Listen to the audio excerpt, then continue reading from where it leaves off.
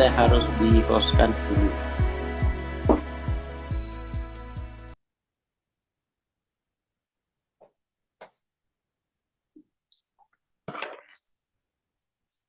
Sambung Mas Masar, sudah? Oke, kita lanjutkan program kita. Bismillahirrahmanirrahim. Assalamualaikum warahmatullahi wabarakatuh. Selamat pagi ya. Hari ini kita masuk ke April 24. Bahwa dunia dan segala macam yang ada di dalamnya itu statusnya itu dalam apa?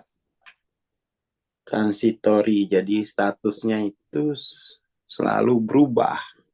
Ya. Terus berubah.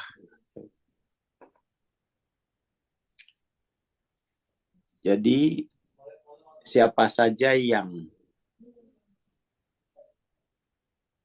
tertambat pada satu bentuk, maka itu akan membawa penderitaan atau menghasilkan penderitaan. Jadi sebenarnya penderitaan itu tidak lahir dari perubahan, tetapi penderitaan itu bisa lahir dari kemelekatannya. Kemelekatan pada narasi masa lampau dalam merespon perubahan. Jadi aku menjadi hidup pada ada jejak ya, pada artefak masa lalu. Jadi aku hidup pada jejak masa lalu. Apa itu? Keyakinan. Keyakinan. Narasi. Narasi masa lalu bahwa hidup itu harus begini, harus begini. Padahal kehidupan itu sendiri mengalir. Artinya terus berubah. Terus berubah. Misalnya salah satu yang bikin orang menderita itu di komunitas kita ya, bahwa kalau sudah dimensi katakan kalau sudah 500 atau berapalah, itu nanti dia akan seperti batu, tidak akan berubah lah. Itu nanti dia akan banyak kecewa. Padahal kan sudah kita sampaikan bahwa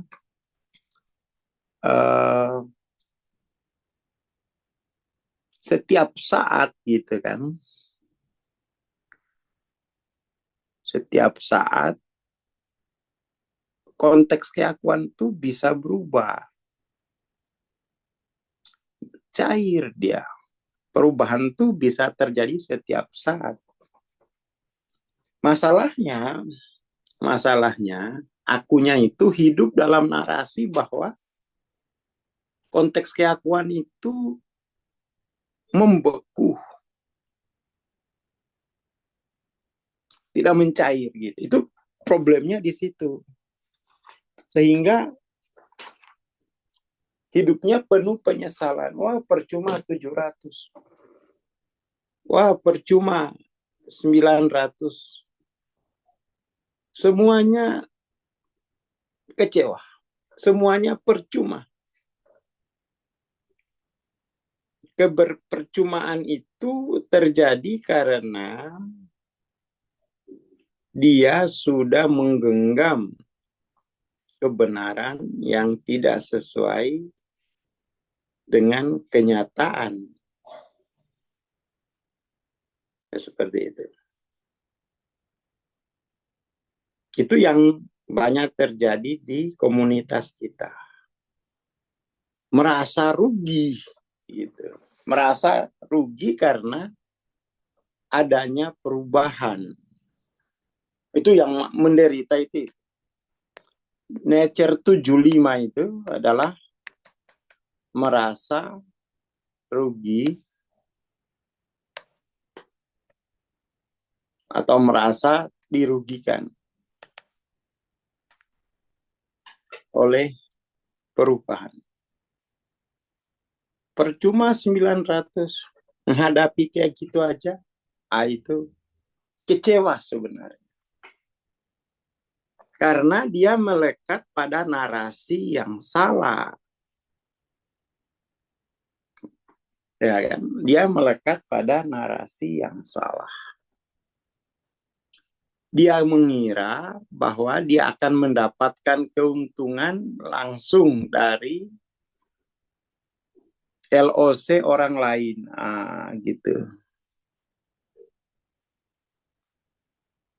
Dia mengira itu. Saya akan mendapatkan keuntungan dari LOC orang lain. Narasi itu yang dia pegang. Diam-diam di balik kekecewaannya itu ada sifat toma. Apa toma itu ya? Rakus. Ada sifat rakus pada perolehan gitu ya. Rakus pada perolehan tanpa dia upayakan gitu. Ada semacam selain sifat rakus di situ juga ada sifat ketidakbertanggungjawaban pada konteksnya sendiri. Orang lainlah yang harus berubah, bukan aku. Itu juga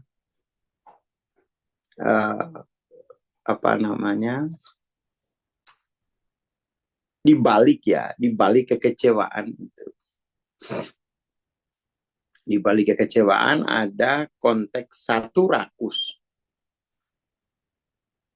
Toma, mengharapkan perolehan yang terus-menerus. Yang kedua, perolehan itu diberikan, bukan diupayakan.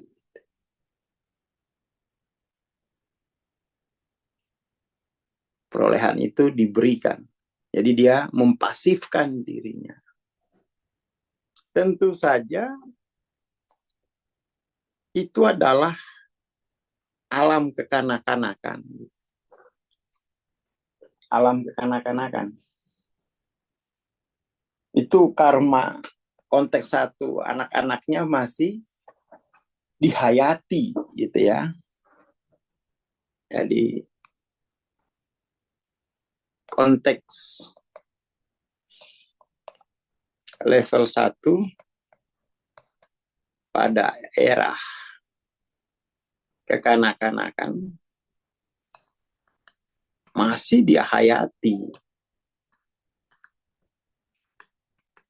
Penghayatan pada konteks satu kekanak-kanakan ini terbawa-bawa terbawa-bawa sampai tua gitu. Ya kita humorin aja. Kita humorin bukan sesuatu yang buruk. Ya minimal kita humorkan segitunya gitu ya. Segitunya. Dianggap hidup ini masih seperti di alam kesadaran anak-anak. Jadi meskipun sudah 50 tahun usianya, usia badannya, itu aku itu masih bisa loh menghayati kehidupan seperti usia 3 tahun. Masih itu. Masih.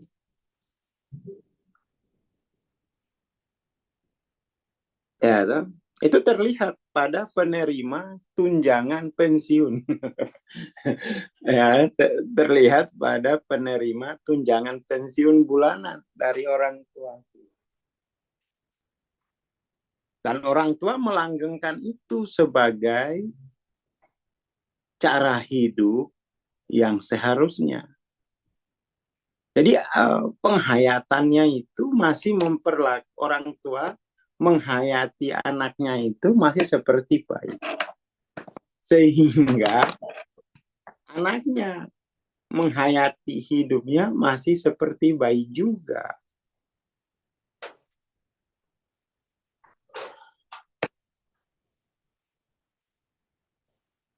Jadi itu ada karma keluarga juga di situ. Jadi ada karma karma level 1 di tingkat keluarga. Dan itu membawa penderitaan yang panjang sebenarnya.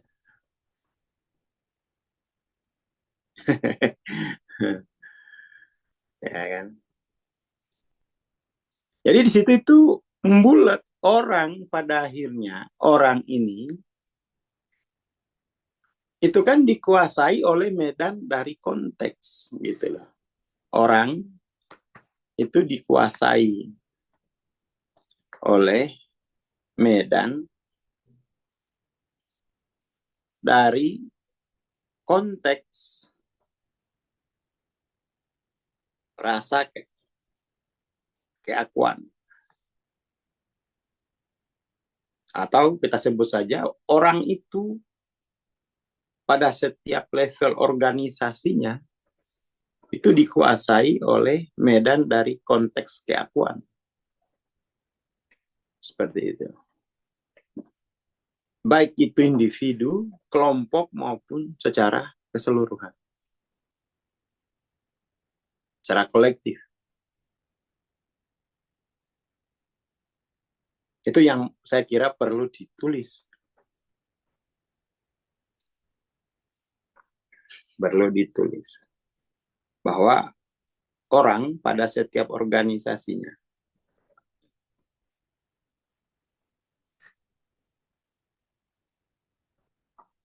nah ini dia. Organisasi orang kan ini. Ya kan? Organisasi orang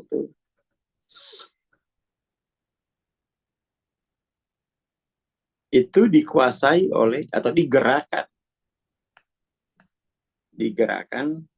oleh uh, digerakkan oleh medan dari konteks keakuan tertentu.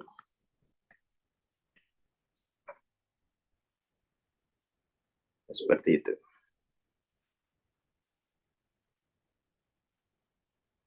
Nah, bayangkan jika misalnya di keluarga itu pola pengasuhannya itu digerakkan oleh atau masih menghayati anak-anak itu sebagai bayi. Dan akhirnya anak-anaknya juga menghayati dirinya sebagai bayi.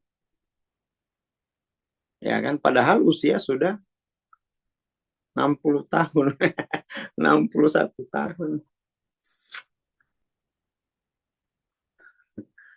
Ya kan? Maka di situ dengan adanya LOC, ya, dengan adanya LOC itu orang bisa memilih, memperlakukan keorangannya. Orang bisa memilih untuk bagaimana mengelola kemanusiaannya sendiri. Apakah mau masih menghayati dari konteks level 1 atau enggak? Mau dihayati dari konteks level 2. Ya kan? Kalau konteks aku level 2 itu dihayati, ya, itu tidak akan ada yang mengharap-harapkan kebahagiaan. Diberikan. Karena level 2 itu kan aku itu hadir dan berpartisipasi langsung pada konteks kemanusiaan. Berpartisipasi langsung dalam medan kemanusiaan. Dan medan kemanusiaan itu ya campur baur. Di keluarga sana medannya 50, di keluarga sini medannya 30, di keluarga sana medannya 150, tergantung itu. Jadi ada ragam medan dalam kemanusiaan. Kalau ketemu dengan ini bawaannya deg-degan sampai mimpi buruk. Seperti pengalaman saya waktu SMA, itu pengalaman kayak di camp gitu ya. Itu luar biasa mencekam gitu. Di mana gurunya itu hadir hanya untuk mukulin gitu. Hadir hanya untuk mencari yang mau dia pukul setiap hari Senin dan hari Rabu. Akhirnya saya sogok. Saya nggak mau. Ini kan orang susah ini. Saya sogok ayam gitu, sepasang. Udah, sejak saya nggak pernah kena pukul satu kali pun gitu. Karena setiap malam Senin dan malam Rabu saya sholat tahajud memohon perlindungan. Tapi ketegangan itu ada gitu. Kalau bisa saya hindari hari. Tapi bagaimana lagi? Sistem mengharuskan saya untuk hadir setiap hari Senin dan hari Rabu. Pelajaran akuntansi itu luar biasa mencekam. Itu luar biasa jahat gitu. Karena dia masuk itu pasti ada yang dipukulin gitu. Pasti ada yang dia pukulin gitu. Cara tinggi mungkin ya. Kekerasan. Kekerasan. Kekerasan. Seperti itu. Itu mencekam. Hanya hari itu. Kelas-kelas lain itu semuanya joy. Kecuali hari itu gitu. Selama 2 tahun. Selama 2 tahun. Kelas 2 ya selama 2 tahun setengah, selama 1 tahun setengah lah, karena kelas 3 kita udah magang gitu. Terus ujian.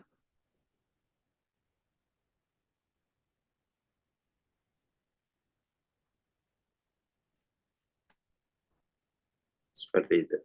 Nah, penghayatan kita, jadi orang itu membawa rasa hidup mencekam. Jadi kayak nggak ada hukum gitu. Kayak nggak ada hukum. Makanya juga menjadi problematis dengan situasi sekarang di mana orang tua murid ikut campur di sekolah. Lah, siapa juga yang mau anaknya dikerasi gitu. Siapa juga. Biaya traumatiknya itu lebih mahal daripada pintar enggak, traumatik iya gitu. Jadi nggak bisa lagi kita pakai model no pain, no gain gitu. Kalau nggak disakiti, nggak akan cerdas. Itu nggak bisa dipakai lagi. Itu nggak bisa dipakai. Bahkan dalam sistem pendidikan. Nggak bisa lagi dipakai gitu. Harus diganti dengan tidak ada cinta, yang nggak akan pintar. Jadi cintalah yang menumbuhkan, bukan kekerasan, bukan hukuman gitu. Seperti itu.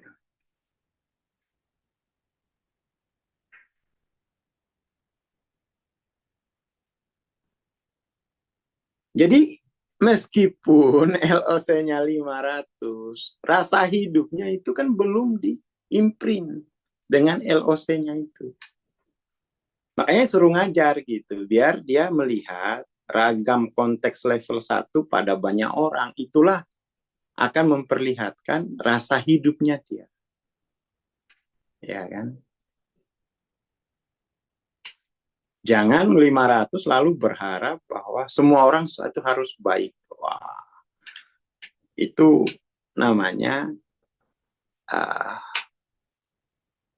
Dia sudah menulis jalan hidup sendiri.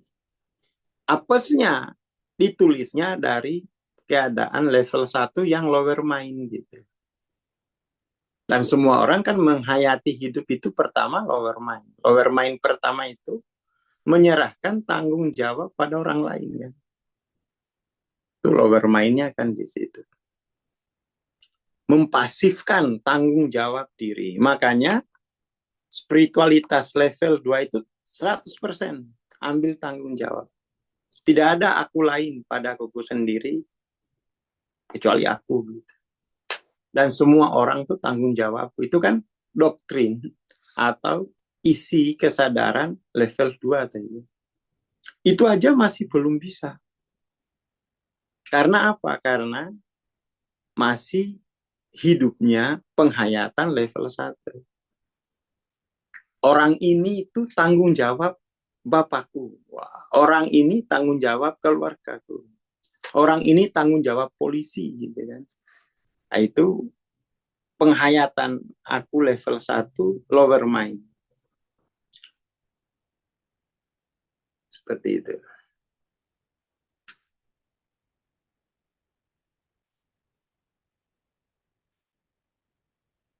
Jadi utang ke BRI untuk foya-foya. Ya belum punya guru gitu ya. Masih ini.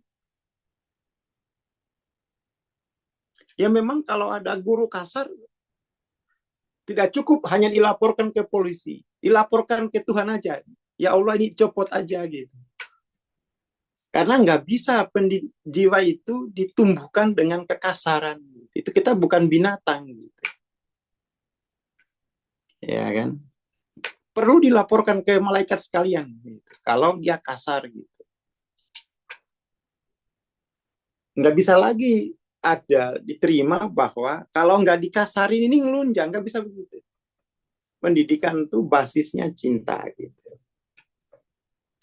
Bahwa kurang cinta makanya dia kasar gitu. Maka para guru itu harus cintanya besar. Bukan penggarisnya yang besar. Ya kan kalau guru dulu kan penggarisnya yang besar, cintanya kecil. Es kecilnya yang besar gitu, bukan es besarnya.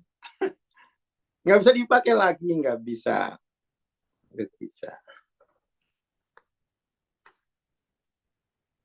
Seperti itu.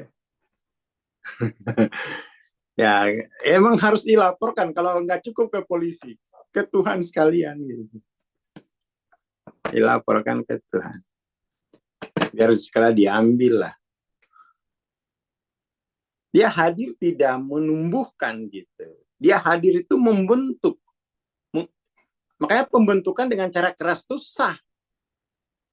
Harusnya menumbuhkan, bukan membentuk. Ya, kalau menumbuhkan tuh boro-boro keras. Apa namanya?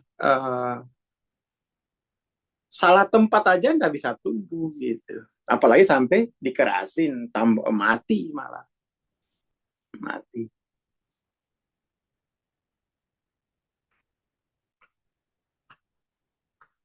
Tantangan bagi guru itu adalah punya cinta yang besar. Bukan penggarisnya yang besar. Masih ingat saya dulu ya di SD itu masih guru itu mengandalkan penggarisnya yang besar. Kalau di SMP mengandalkan badannya yang besar.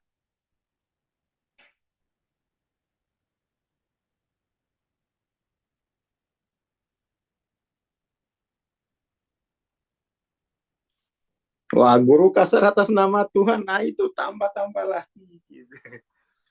Itu lebih parah lagi. Lebih parah. Jadi karena profesi guru ini beda dengan tukang besi. Ya. Harusnya yang keras tuh jadi tukang besi dia. Membentuk ya, membentuk. Itu karena filosofi pendidikan kita yang keliru.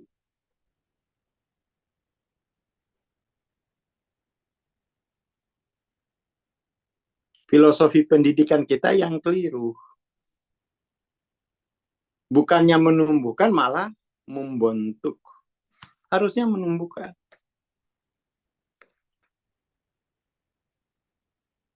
Bukan membentuk.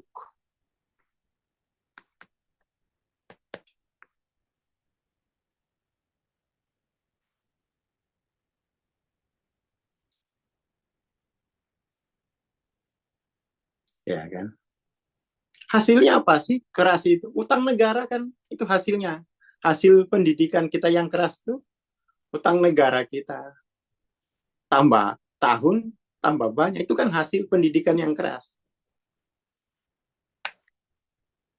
Ya kan? Pengangguran yang banyak. IQ yang rendah. Itu hasil pendidikan yang keras.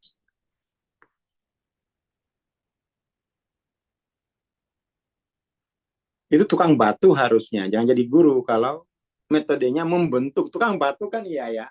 Batu dipukulin jadi kerikil. Nah, itu bagus.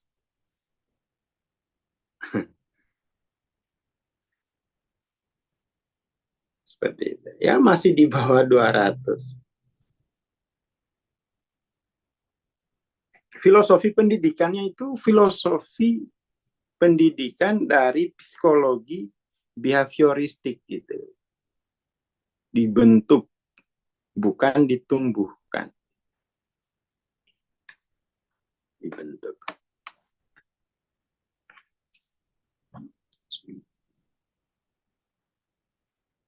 Seperti itu.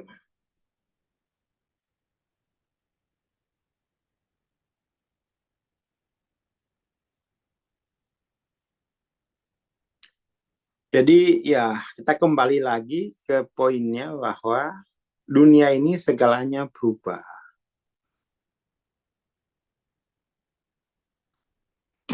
Apa uh, yaitu hukum kehidupan lah. Penderitaan itu karena bukan perubahan sebenarnya, karena ada narasi, ada keyakinan yang tidak sesuai kenyataan gitu. Makanya dalam psikologi kognitif itu kalau keyakinan tidak sesuai kenyataan, maka harusnya yang berubah itu keyakinannya, bukan kenyataannya. Sama aja kan misalnya diajak orang investasi, ya investasi yuk. Investasi 100 juta. Keuntungan, keuntungan, keuntungan di atas kertas tuh maksudnya. Keuntungan di kepala kita. Itu kan tidak menghitung kenyataan. Karena memang kenyataan belum bisa dihitung. Kenyataan itu bisa dihitung berarti kita menghitung kenyataan masa lampau. Masalahnya kan yang kita jalani itu masa depan gitu. Jadi kadang-kadang itu membuat proposal BEP itu kalau bagi saya ya naif. Itu hanya bagi yang tidak tahu hukum kehidupan. Ini kan usaha ini akan dijalankan di masa depan. Kenapa keuntungannya dihitung sekarang? Berdasarkan kemarin gitu. Itu nanti bikin kecewa. Gitu. Bikin kecewa. Karena sudah dihitung keuntungannya. Ya meskipun prediksi keuntungan, tapi prediksi dari masa lalu. Padahal kita kan namanya prediksi itu di masa depan gitu. Mestinya harus dijelasin itu bahwa ini adalah hitungan kemarin. Besok saya belum tahu. Biar orang tidak kecewa gitu. Jangan ini prediksi ke depan. Atas dasar apa kamu membuat prediksi ke depan? Kan datanya belum ada. Ya kan? Atas dasar masa lampau lah. Udah mayat itu. Fenomena yang sudah mati masa lalu itu. Sudah masuk surat kabar itu. Kenapa masih dipakai untuk memprediksi masa depan yang belum ada datanya? Lalu bagaimana kemudian mengatasi hal semacam itu? Satu sisi jiwa, membutuhkan kepastian. Kepastian apa? Akhirnya kan diambilkan data dari kepastian dari masa lampau. Padahal kan sesungguhnya yang dibutuhkan jiwa itu kepastian di masa depan kan. Oh, nggak ada. Nggak ada kepastian di masa depan. Kepastian itu berarti dari masa lampau. Itu dalam hal ya, apa namanya, uh, dalam hal bisnis. Makanya saya kalau dibawain proposal tuh saya enggak lah. Dia masih harus jalan ke depan. Belum ada datanya gitu. Kok bisa muncul data ke tahun 2026? Nanti keuntungan segini. Saya dari kesadaran saya itu enggak masuk. Karena ini hitungan yang hanya koheren, tidak koresponden, itu bisa bikin gila gitu. Jadi kebenaran itu kan ada yang harus bahasa itu kan pertama memang harus koheren gitu. Artinya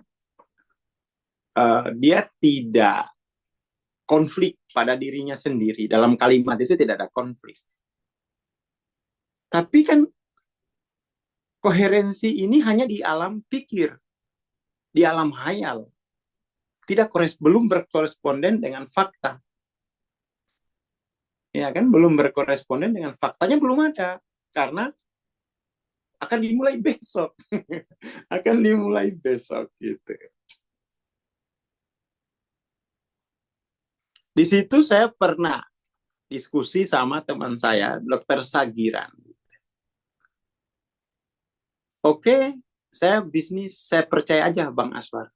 BP-nya nggak usah bikin, karena itu kata mati, omong kosong.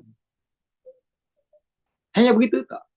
Saya percaya, kamu percaya, nggak usah tanda tangan materai. Kita saling percaya saja. Ya seperti itu saja pada akhirnya. Kita saling percaya. Dulu aku bisnis kayak gitu dengan Pak Sakira. Kita salaman saja depan Tuhan. Kita salaman. Dan di situ dipertaruhkanlah keimananmu. Dipertaruhkanlah keilahian. Wah, nggak mau juga saya. Karena itu tentang catatan diriku dalam sejarah. Bukan soal hanya uang. Ya kan? Makanya kalau mau jahat, aduh, ngeri kali. Gitu. Karena itu diriku. Gitu. Dulu sama Pak Sakiran gitu. Makanya ketika ditawarin modal 1 M, saya nggak mau. Saya nggak tahu caranya ini, mainnya. Gitu. Simpan dulu aja, kalau saya butuh, saya datang. Gitu. Nggak langsung saya ambil. Karena ngeri gitu. Saya nggak tahu, saya nggak biasa main segitu. Mainan saya dulu masih di bawah itu. Gitu. Jadi medannya saya belum tahu itu. Medannya saya belum tahu. Dan ya tidak dulu, nanti saya datang. Nanti saya datang lagi kalau saya sudah tahu medannya. Gitu. Karena tidak pakai BP gitu. Karena kita tahu bahwa ya sudahlah, kita sama-sama tahu gitu sifat pikiran itu, ke bahasa itu tidak cukup hanya koheren. Tidak koheren juga itu gila gitu. Hanya percaya koheren, tidak koresponden, itu juga setengah gila gitu. Masa hanya koheren, kan harusnya koheren koresponden. Jangan seperti pelabuhan di Muna, di tiket koherennya tertulis 14.30, kenyataannya berangkat kapal 16.30. Ini bikin setengah gila saya ini. Karena saya harus menyediakan uang banyak untuk di pelabuhan. 2 jam loh. Dikelilingi penjual dengan motif segera mendapatkan uang saya. Apa enggak gila saya? Apa enggak gila saya? Setiap 1 menit dilewati, mas, beli mas, tolong.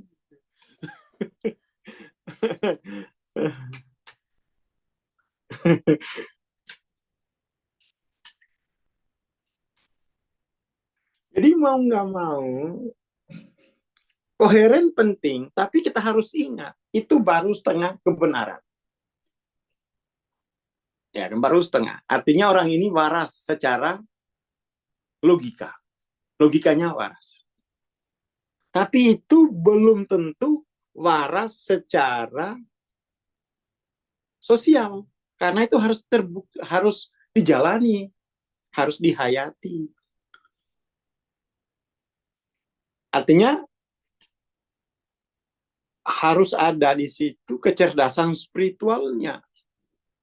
Makanya Pak Sagiran tidak mau dia dibuatin macam-macam itu. Itu yang saya butuhkan tuh bahwa kamu sadar dengan keilahianmu yang suci dan itu jangan dikotori.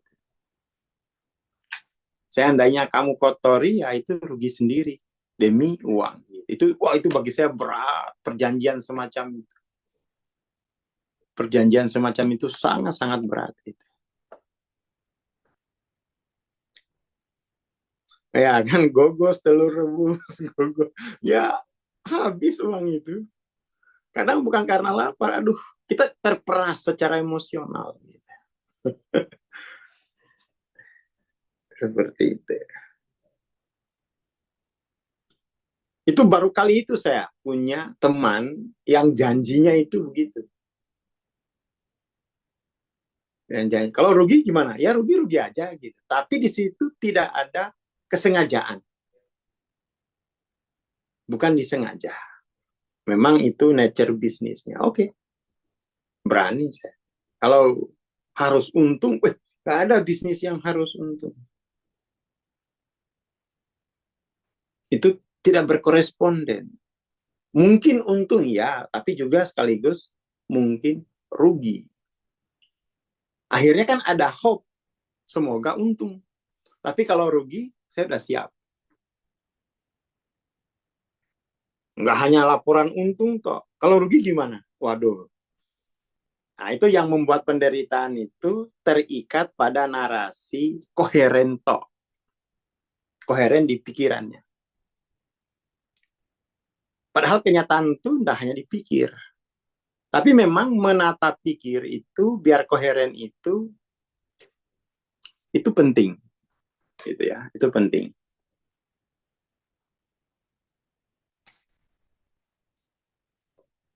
Itu penting sekali. Biar bisa dimengerti apa yang dia laporkan. Biar bisa dimengerti. Wah, di masa depan aku melihat ini gitu. Oke.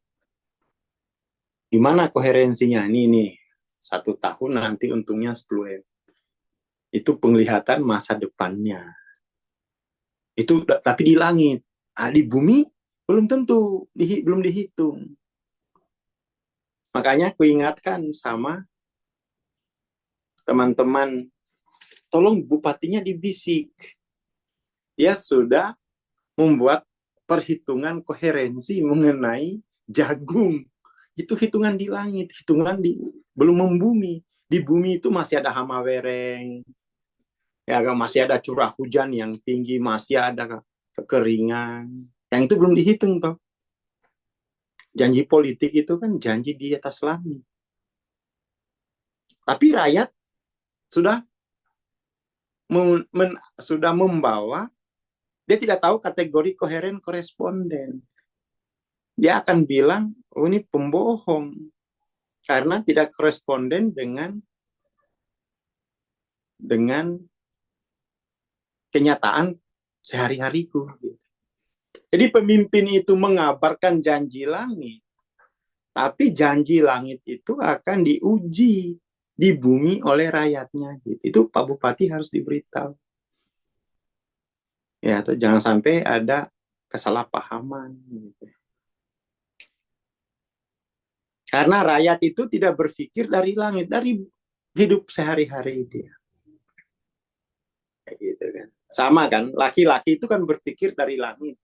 Nah, istrinya itu enggak, di dapur aja mas. Gak usah bahas miliaran uang Soekarno. Padahal garam aja ini harus minjam gitu.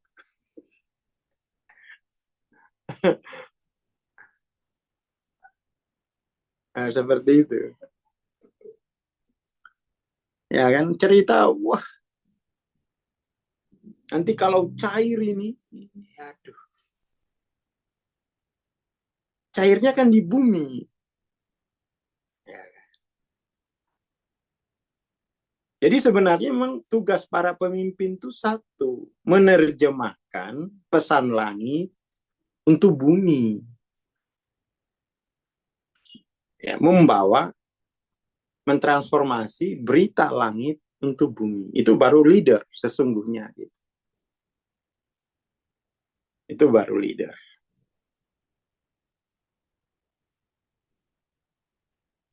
Kalau nggak begitu bukan leader dia, loader. Ya loader berarti kan. Itu yang paling penting. Apa kabar langit? Oh, bahwa kamu akan kaya. Oke, kabar langit. Bagaimana itu diimplementasikan di bumi? Itu kerja kepemimpinan. Kerja kepemimpinan. Pemimpin pada tingkat apapun. Komunitas kah? Bahkan memimpin diri sendiri. Mestinya begitu prinsipnya itu. Kabar langit menjadi kabar bumi. Seperti itu.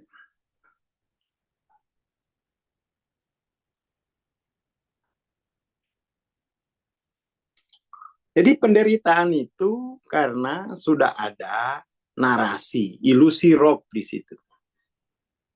Ada ilusi rob bahwa dia itu harus begini, 500 tuh. Wah, itu kan udah sesuai dengan kaidah ilmu. Kaidah ilmu itu entah berapapun itu kan selalu cair. Iman aja itu kan naik turun. Konteks keakuan itu ya naik turun gitu. Tergantung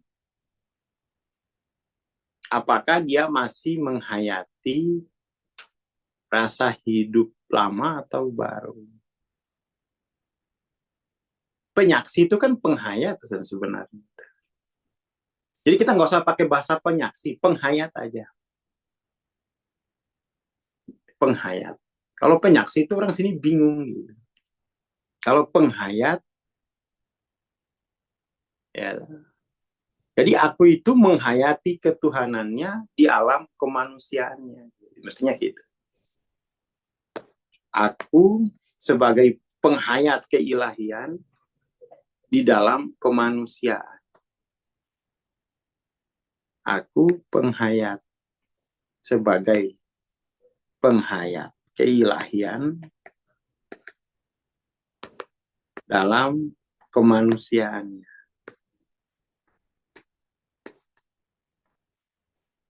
Nah, ini pencerahan yang sudah penuh.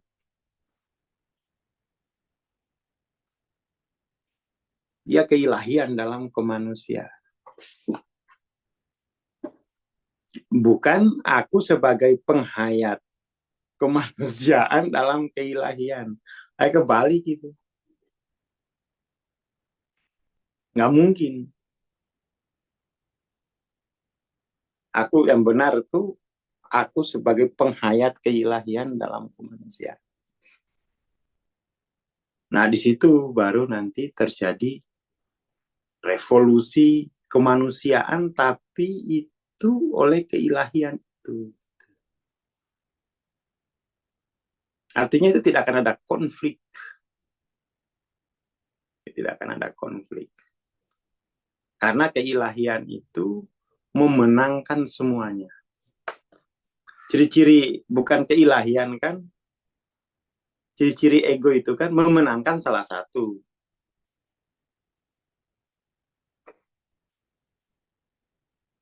Seperti itu.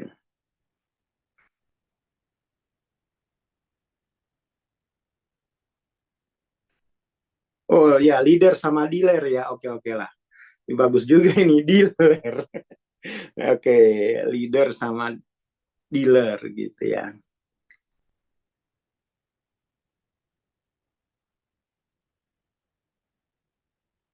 Seperti itu.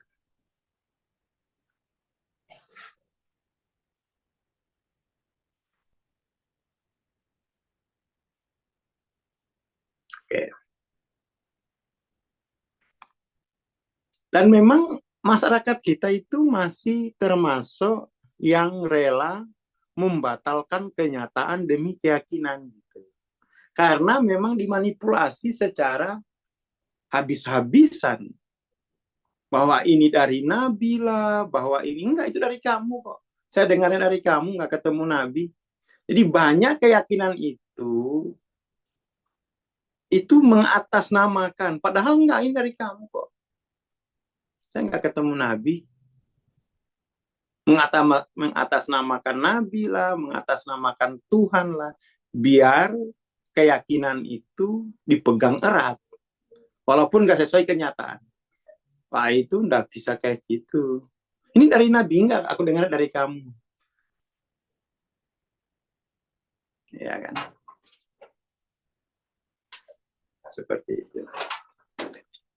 Saya kira itu dulu untuk pagi ini.